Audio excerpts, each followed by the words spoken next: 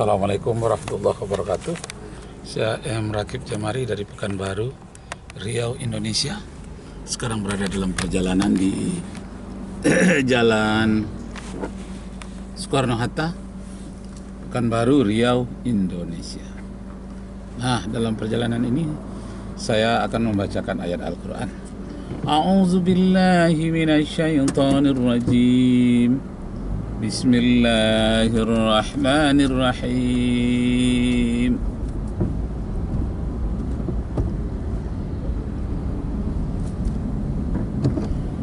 Waja'alna minal ma'i kulla syai'in hayyin afala yu'minun awalam yaral ladzina kafaru anna as-samawati wal arda كانتا رتقا ففتقناهما وجعلنا من الماء كل شيء حي أفلا يؤمنون. Allah menjadikan segala makhluk biologis yang hidup di muka bumi ini dari air. Apakah mereka tidak mau beriman? Nah, jadi Bapak Ibu Saudara sekalian, di padang pasir itu ada kehidupan di bawahnya itu. Ada orang yang menemukan ikan. Kenapa? Karena dahulunya padang pasir itu menurut sejarahnya adalah lautan. Tapi karena air itu menurun sifatnya, makin lama makin menurun, maka timbullah padang pasir ini terletak di atas agak tinggi. Dan airnya ke bawah lebih kurang katanya ada yang 100 meter. Nah, jadi kalau padang pasir ini laut, menurut penelitiannya benar, ada bukti-bukti lain yang menunjukkan bahwa padang pasir itu dahulunya laut. Kenapa?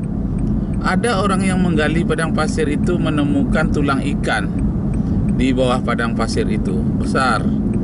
Dan ada orang yang menemukan jalur-jalur laut seperti sungai. Mereka sebut sungai di bawah padang pasir. Itu ditemukan orang di Libya.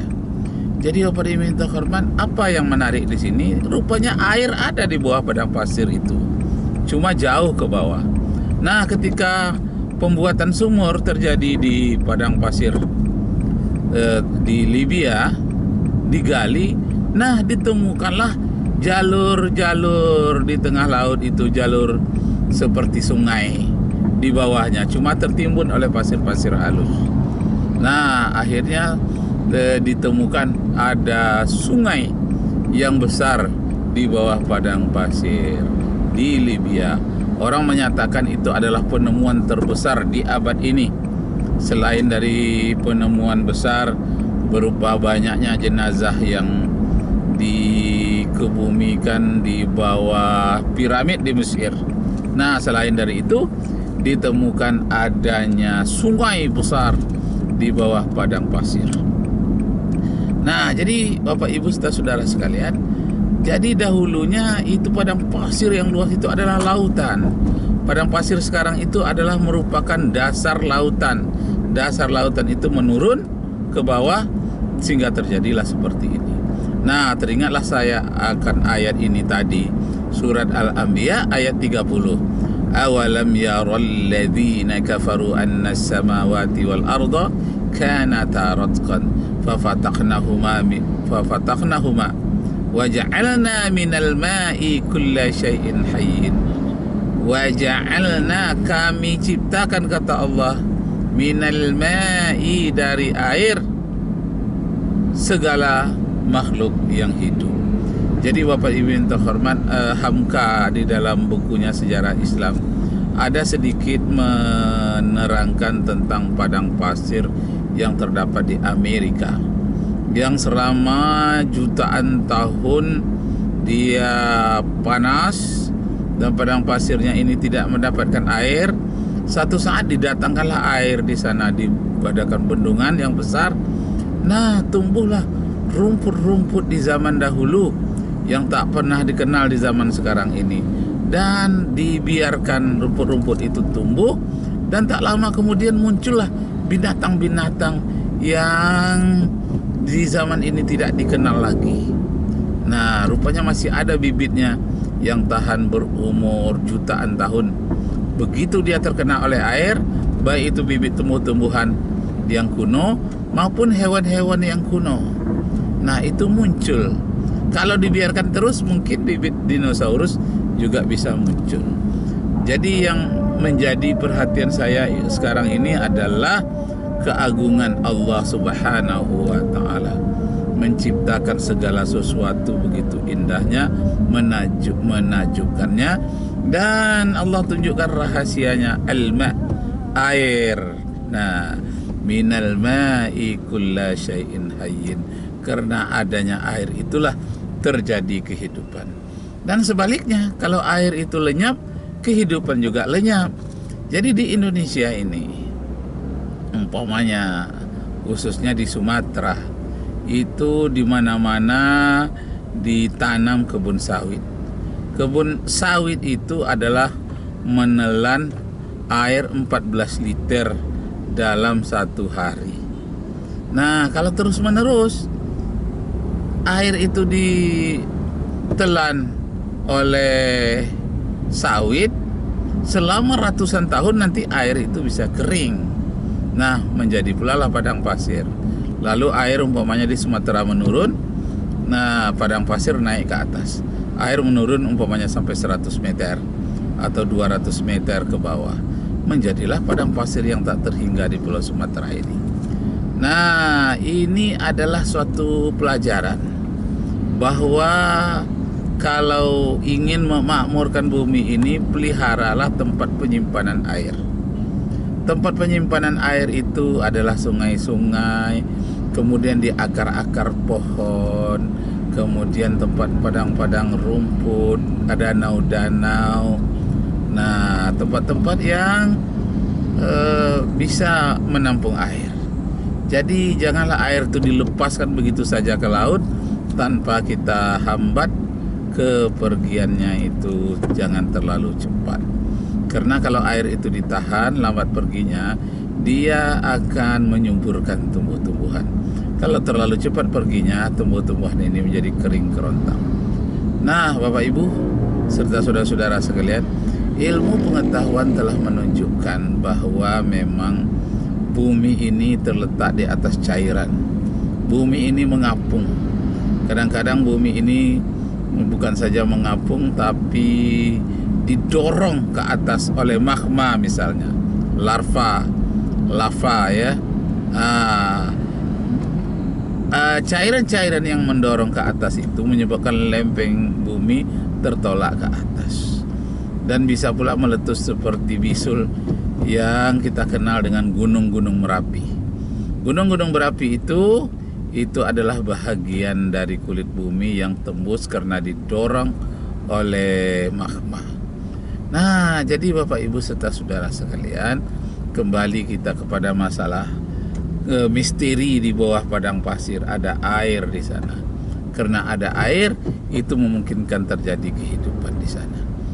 Nah, jadi katanya terus-menerus di padang pasir itu air itu menurun. Nah, dengan teknologi yang canggih, air itu bisa dinaikkan. Bahkan bisa pula diambil dari udara seperti yang terjadi di Ethiopia.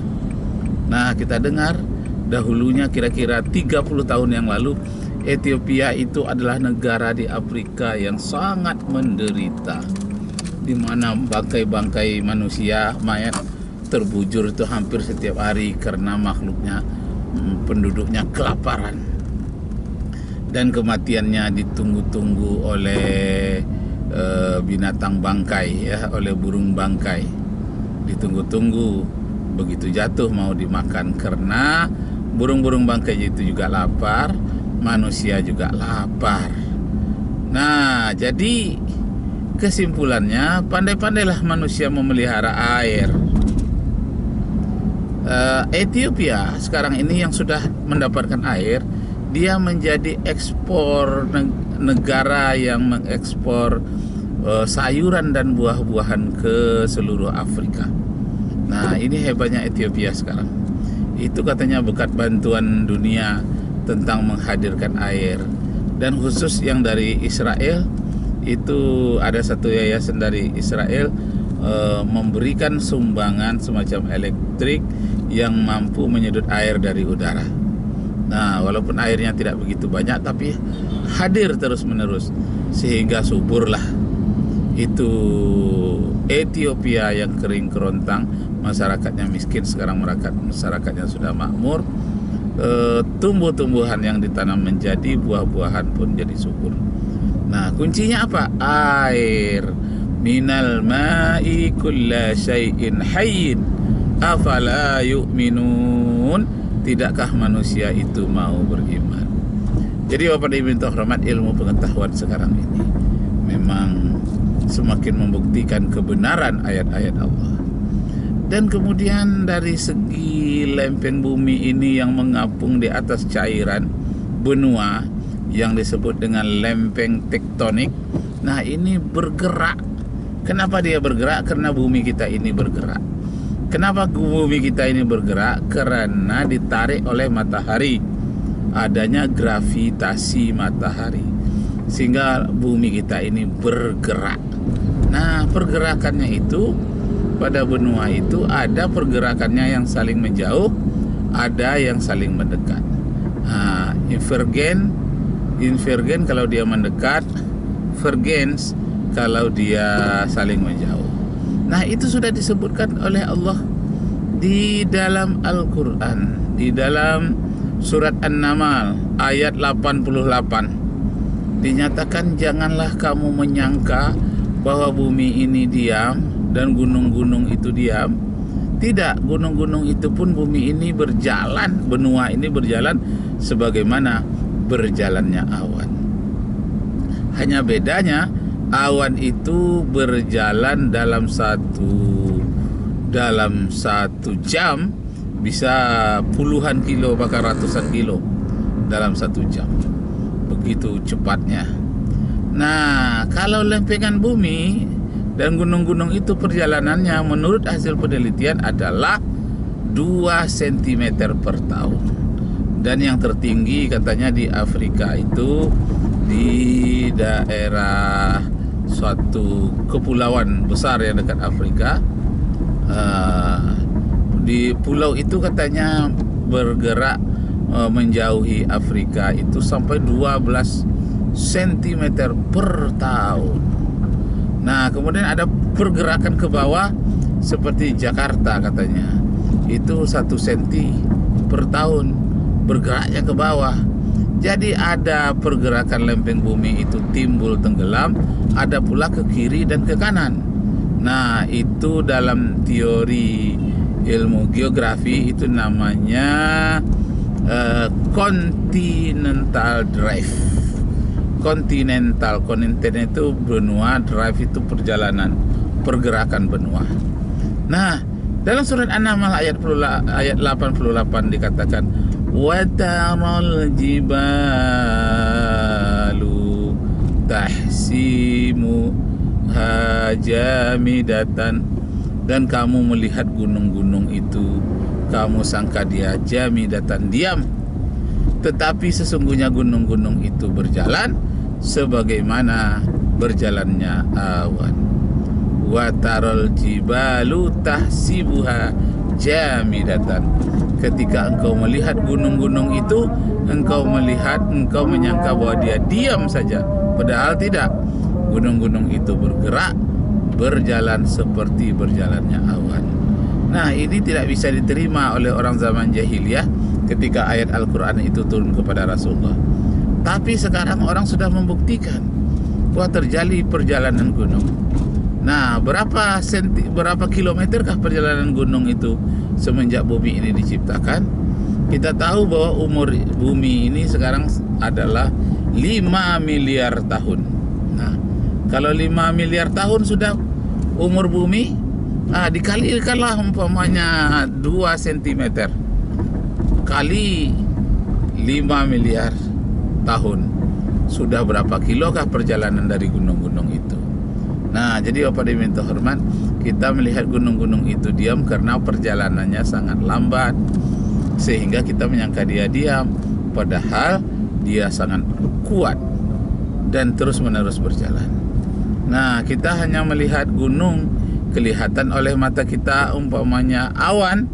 Nah, itu memang kita melihat dia berjalan. Kenapa? Karena perjalanannya cepat. Tapi coba kalau perjalanannya lambat. Nah, matahari lah umpamanya tahu-tahu sudah berada saja di arah barat. Kita tidak nampak bahwa dia berjalan, tapi kita tahu yang 1 jam yang lalu tidak di situ. Kemudian 3 jam yang lalu tidak di situ. Dia sudah berubah, tapi perjalanannya tidak nampak. Karena saking besarnya matahari sehingga tidak nampak perjalanannya. Nah, kalau awan kena dekat, jadi perjalanannya nampak. Nah, jadi Bapak Ibu serta saudara sekalian, bahwa Al-Quranul Karim memberikan informasi tentang ilmu alam, tentang di ruang angkasa, tentang bumi. Kalau di ruang angkasa umpamanya kita kenal ayat Al-Quran tentang ruang angkasa, umpamanya sanurihim ayatina fil afaqi wa fi anfusihim hatta yatabayyana lahum annahul haqq awalam yakfi bi rabbika ala kulli syai'in syahid. Allah akan memperlihatkan tanda-tanda kekuasaannya di ruang angkasa dan pada diri kamu sendiri sampai kamu benar-benar menyaksikan kekuasaan Allah Subhanahu wa taala.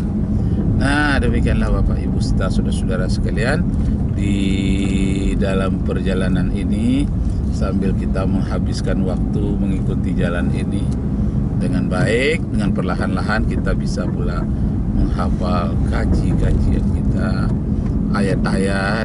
Mudah-mudahan kita terjauh dari godaan syaitan dan bertambah pula lah ilmu pengetahuan kita hendaknya. Demikian, wabillahi taufiq wal hidayah. Wassalamualaikum warahmatullahi wabarakatuh. Mana? Nampak dia kemana?